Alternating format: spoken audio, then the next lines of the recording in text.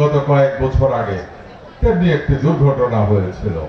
তারা চেষ্টা করেছিল সারা বাংলাদেশের মধ্যে একটা রায়ের বা একটা উশৃঙ্খলতা সৃষ্টি করার জন্য, কিন্তু কুমিল্লার মানুষ এতই সচেতন, সত্যি কিচ্ছুই করতে পারে না। ইনশাআল্লাহ আমরা যে বিশ্বাস করি, আমরা যদি এক থাকি, আমরা অতীতের মতো যদি সচেতন থাকি, আগামী দিনগুলিতে যদি সচেতন থাকি, আগামী প্রজন্মকে যদি আমরা একইভাবে তৈরি করতে পারি, কোনো দিনে এই সমস্ত দুষ্ট লোকেরা তারা কিছু করতে পারবে না।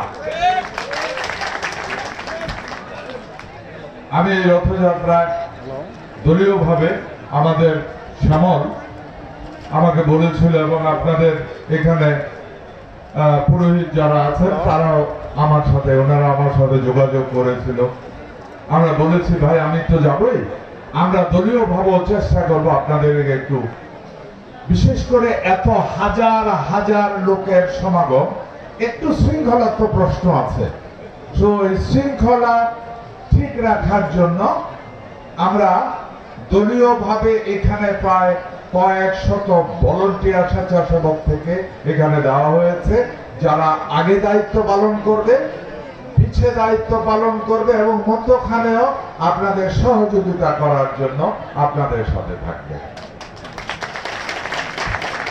আমি আপনাদের কাছে আজকে রথযাত্রায় শুধু একটাই অনুরোধ করব, আসেন আমরা সবাই সচেতন হই।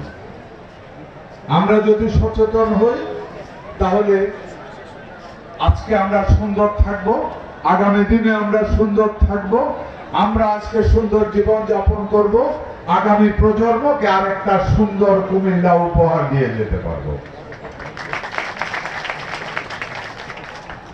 আমরা অতীত থেকে নিয়েছি, অতীতে হাজার লক্ষ বছর ধরে যারা এই পৃথিবীতে এসেছে তারা এই পৃথিবীকে সুন্দর করেছে বলেই আমরা একটা সুন্দর পৃথিবী উপভোগ করছি।